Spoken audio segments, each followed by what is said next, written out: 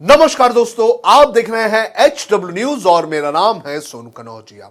इस खबर की शुरुआत के पहले मैं आपसे अपील करना चाहूंगा कि आप इस वीडियो को बड़े पैमाने पर शेयर करें, क्योंकि इस वीडियो में मैं आपको मीडिया के उस चेहरे के बारे में जानकारी देने जा रहा हूं जिससे हर दिन हम रूबरू होते हैं और जिसकी सच्चाई जानना आपको भी बेहद ज्यादा जरूरी है।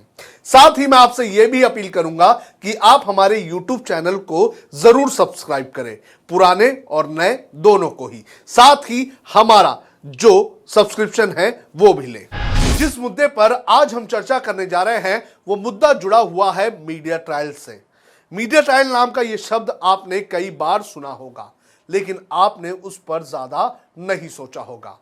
हम बार बार ये कहते आए हैं कि कभी कभी हमारे जो टीवी न्यूज चैनल्स हैं वो खुद को ही कानून समझने लगते हैं, पुलिस बनकर खुद ही जांच करते हैं और खुद ही खुद को जज समझकर फैसला भी अपने शोज के जरिए सुना देते हैं।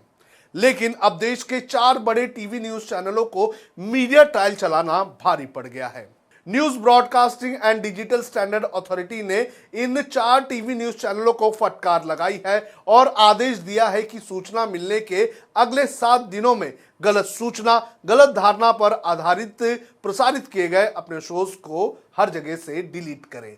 यानी कि उनके टीवी चैनल के पोर्टल पे हो, वेबसाइट पर हो, यूट्यूब पर हो या फेसबुक पर हो, उन शोज को डिलीट करना होगा। क्या है पूरा मामला, यह भी मैं आपको बता देता हूं। सबसे पहले नाम बताता हूं उन 4 टीवी चैनल्स को जिनको लेकर आदेश जारी किया गया है।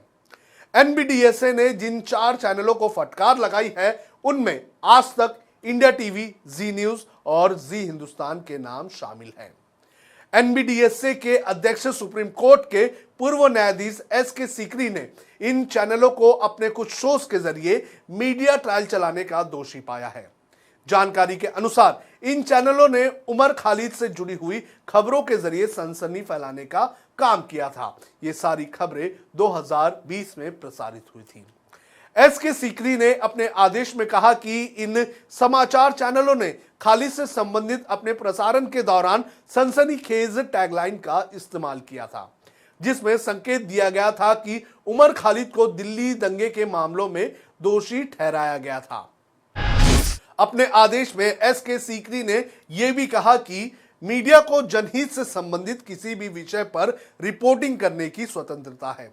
यह एक तथ्य है कि दिल्ली में दंगे हुए थे। यह भी तथ्य है कि उमर खालिद को पुलिस ने गिरफ्तार किया था और पुलिस ने मामला दर्ज किया है। आरोप पत्र में आरोप लगाया गया है कि उमर खालिद इन दंगों के पीछे का मास्टरमाइंड था।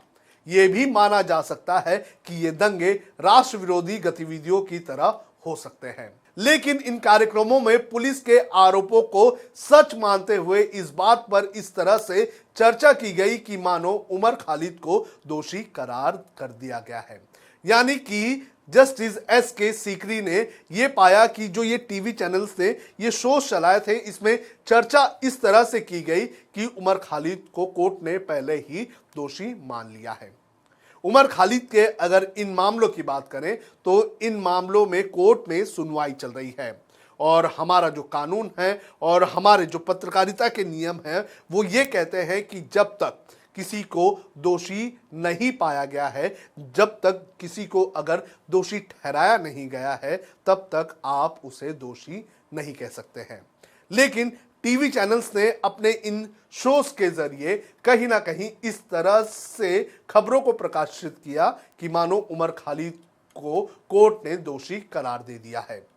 एनबीडीएसए ने अपनी जांच में यह भी कहा कि जिस तरह से इन टीवी न्यूज चैनलों ने उमर खालिद को लेकर जो शोज चलाए हैं वो किसी भी मीडिया ट्रायल से कम नहीं है।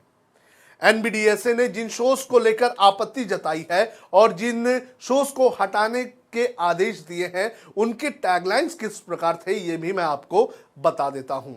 जानकारी के अनुसार जिन शोज पर एक्शन लिया गया है उसके टैगलाइंस कुछ इस प्रकार थे। सबसे पहले, उमर खालिद दिल्ली का मास्टरमाइंड। उमर खालिद ने दिल्ली दंगों की साजिश रची, उसने दिल्ली को जला दिया। एक कॉमरेड बी नोटर। उमर खालिद और शर्जील इमाम सबसे बड़े मास्टरमाइंड। उमर ने भड़काई हिंसा। मुस्लिमों के नाम पर उमर शर्जील का प्लान रियोर, command of the protest anti CAA, एक दंगा की योजना, उमर खालिद एक आतंकवादी। आतंकवादी एक बहुत बड़ा शब्द है और इसे कहने से कई बार बचना भी चाहिए। कोर्ट ने अभी तक या देश के किसी भी कानून ने अभी तक उमर खालिद को आतंकवादी घोषित नहीं किया है। हमारे टीवी चैनल्स ने तो किसी भी चीज की परवाह नहीं की। इन्होंने खबरों को इस तरह से प्रसारित किया कि मानो उमर खालिद को आतंकवादी घोषित कर दिया गया है। इन टैगलाइंस को लेकर एसके सीकरी ने और भी कुछ कहा है। उन्होंने कहा कि इसमें कोई शक नहीं है, कुछ टैगलाइंस में प्रश्न चिन्ह थे। यदि सभी टैगलाइनों में विशिष्ट सामग्री के साथ प्रश्न चिन्ह होते कि केवल ये आरोप थे और अभी तक साबित नहीं हुआ होता तो मामला अलग होता। जहां तक संबंधित कार्यक्रमों का संबंध है, जब पूरी तरह से देखा जाता है तो प्रसारक इस तथ्य से इनकार नहीं कर सकते हैं कि ये टैगलाइन जनता के बीच एक निश्चित धारणा पैदा करती है। इसलिए यह महत्वपूर्ण है कि टैगलाइन और हैशटैग का उपयोग विशेष रूप से विवादास्पद मामलों में सावधानी बरतकर किया जाए। यानी कि जो पूर्व न्यायाधीश हैं एसके सीकरी, उन्होंने कहा कि जो शोज है, इन शोज में कुछ टैगलाइंस में क्वेश्चन मार्क थे, लेकिन उनका मानना है कि टैगलाइंस में क्वेश्चन मार्क के अलावा जो सामग्री पेश की गई थी, वो सामग्री भी अगर उसी तरह की होती तो बात और होती। और उन्होंने ये भी कहा कि जब इन शोज को पूरी तरह से देखा गया तो उससे यह पता चलता है कि एक जो धारणा है वो जनता के दिमाग में बैठाने के हिसाब से इन शोज को प्रसारित किया गया। तो एनबीडीएसए ने इस पूरे मामले में बड़ी फटकार लगाई है। एनबीडीएसए ने सभी चैनल्स को संयम बरतने और ऐसी टैगलाइंस और हैशटैग प्रसारित नहीं करने की भी सलाह दी है जो आरोपित को इस तरह से पेश करता है कि वो दोषी है। अब मैं आपको एनबीडीएसए के बारे में भी थोड़ी जानकारी दे देता हूं।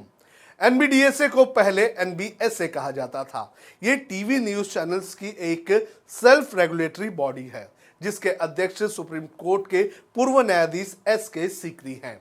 एनबीडीएसए का गठन ब्रॉडकास्टिंग के बारे में शिकायतों पर विचार करने और निर्णय लेने के लिए किया गया था और इसके आदेश उन सभी टीवी न्यूज चैनल्स पर लागू होते हैं जो इसके मेंबर हैं। दोस्तों, मीडिया ट्रायल एक बहुत ही खतरनाक चीज है। हमने कई सारे मामलों में देखा है कि कैसे मीडिया ट्रायल होती है और किसी एक इंसान की इमेज खराब हो जाती है। मीडिया ट्रायल अलग है और कोर्ट की कार्रवाई अलग है। मीडिया का काम है खबरें दिखाना, ये नहीं कि खबरें बनाना। लेकिन पिछले कुछ वक्त से हम देख रहे हैं कि जो हमारा टीवी न्यूज चैनल है वो लगातार खबरें बनाने में ज्यादा लगा हुआ है। फिर चाहे वो आर्यन खान का मामला हो या फिर कोई और सेंसिटिव मामला, हमने देखा है कि हमारे जो टीवी न्यूज चैनल्स हैं वो अपनी जर्नलिस्टिक एथिक्स को दूर रखते हुए सभी बॉर्डर्स को क्रॉस कर देते हैं और कुछ कुछ शोज तो ऐसे चला देते हैं जिनकी सभ्य समाज में जगह नहीं है। कभी कभी तो कुछ टीवी न्यूज चैनल्स तो खुद ही एक्टिविस्ट बन जाते हैं। कभी कभी खुद टीवी न्यूज चैनल से एक पॉलिटिकल पार्टीज का सपोर्ट करने लग जाते हैं और उनके बिहाफ पर बात करने लगते हैं। मीडिया को न्यूट्रल रहना चाहिए, लेकिन पिछले कुछ वक्त से हम देख रहे हैं कि मीडिया न्यूट्रल नहीं, एक जगह झुका हुआ है, जो हमारे लोकतंत्र के लिए काफी खतरनाक है। आपको क्या लगता है? आप कमेंट करके हमें बता सकते हैं।